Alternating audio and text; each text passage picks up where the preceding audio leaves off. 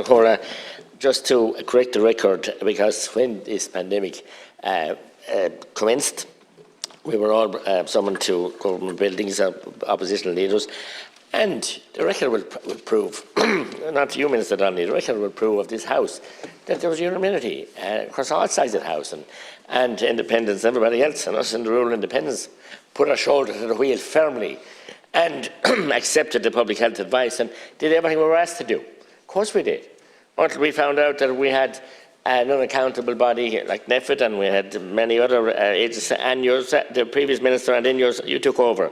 The ironic part about it, you seem to have memory loss. You were with us at those meetings as an opposition deputy at that time. So the records will show this. So if you don't want to correct the record, I can't make you correct it, or neither can the Count Corner, but it's very disingenuous to suggest that.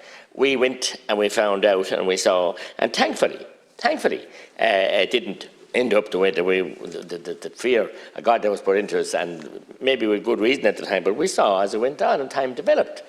And it's our duty as opposition TDs to hold the government to account. It's a very, very definite duty under the Constitution. So, Minister, you said that you signed 171 regulations. 171. Not 71, not 21, not 11 or 17, 171. That is a frightful amount of statutory and some regulation that we have no access to here. Or no recourse to question or to deal with any of them, or to amend or to support or to do anything with them. They're just signed by yourself. You said you signed one this evening before you came in here, or was it two? I'm not sure. As I said, Minister, I asked the Taoiseach today, and he said about pre-legislative scrutiny. He made the most alarming statement, the head of this government, your leader, that it would take too long. Pre-legislative scrutiny is too slow. That says it all. That says it all. We're here.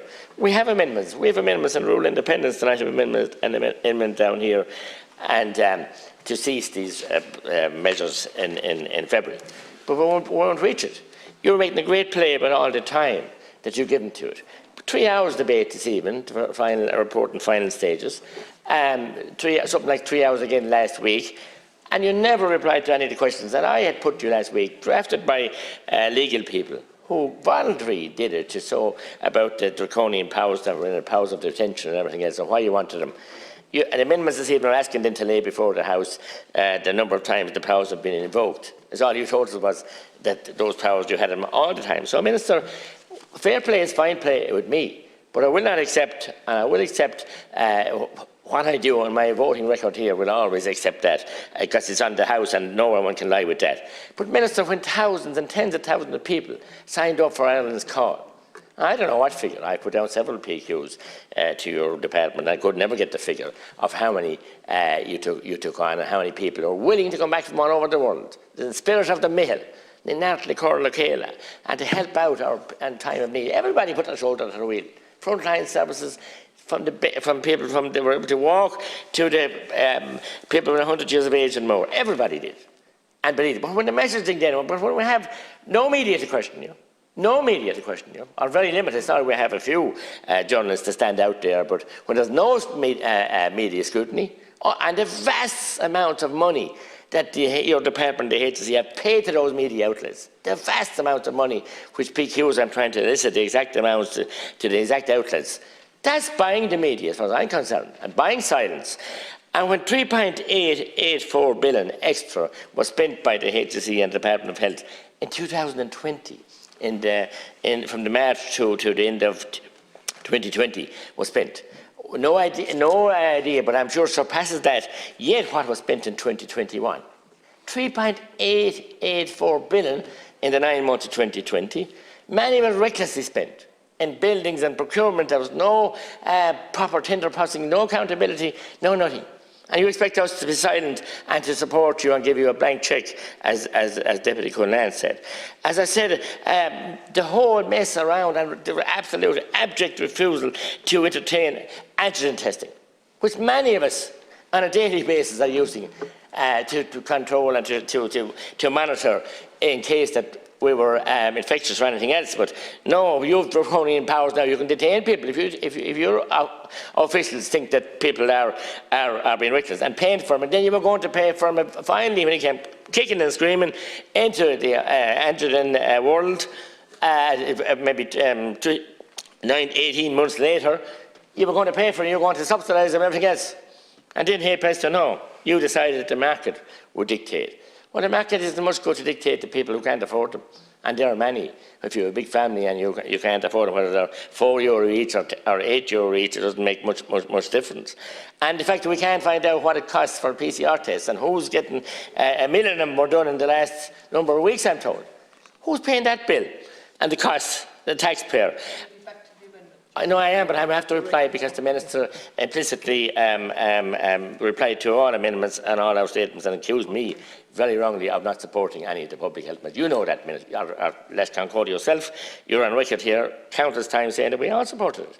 But when the runaway train forgot to stop and when the doors of the carriages were locked and nobody could get on, and the demonisation of people who, for whatever reason, medical or other, that couldn't get a vaccine, and the demonisation and the stigmatisation now of people, you know, about masks and everything else, and the narratives in the media.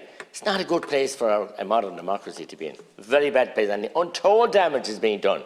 Families are being divided, and communities are being divided. And it's shameful, really. And the power of the media and the money behind it is quite shocking also, Minister. As I said, you know, we will be found, and you did say then, you made an alarming statement, that we could turn over any statutory instrument or any piece of legislation. We cannot.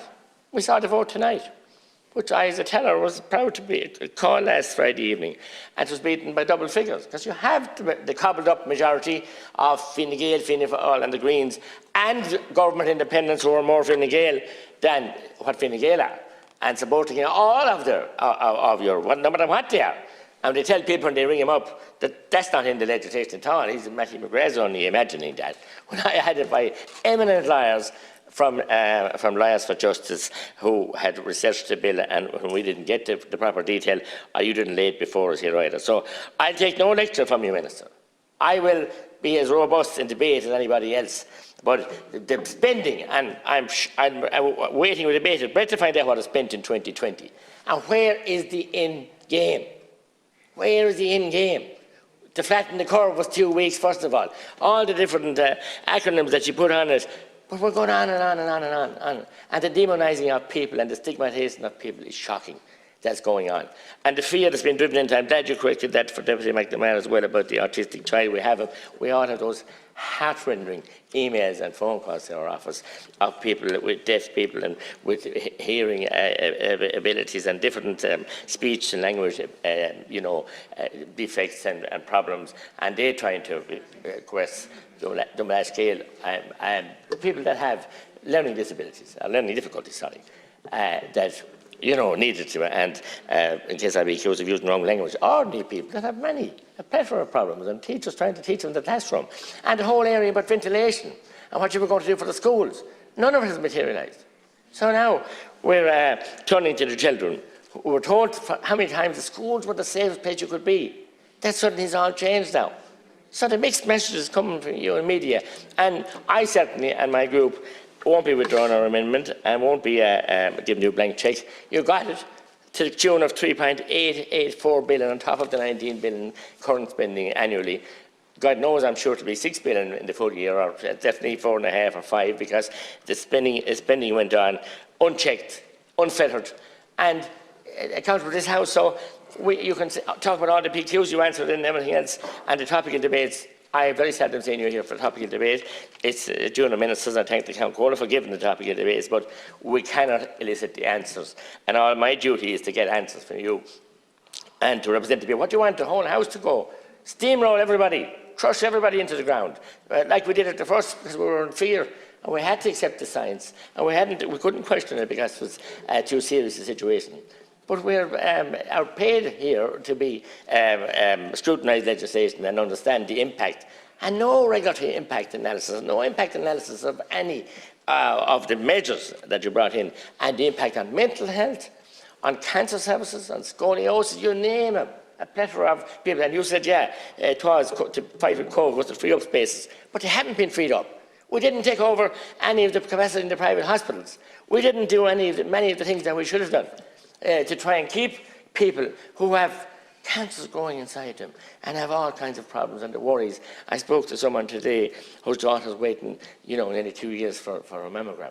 Shocking, shocking. And the worry and the stress and the fear that causes. So look, as I said, spare me the lecture.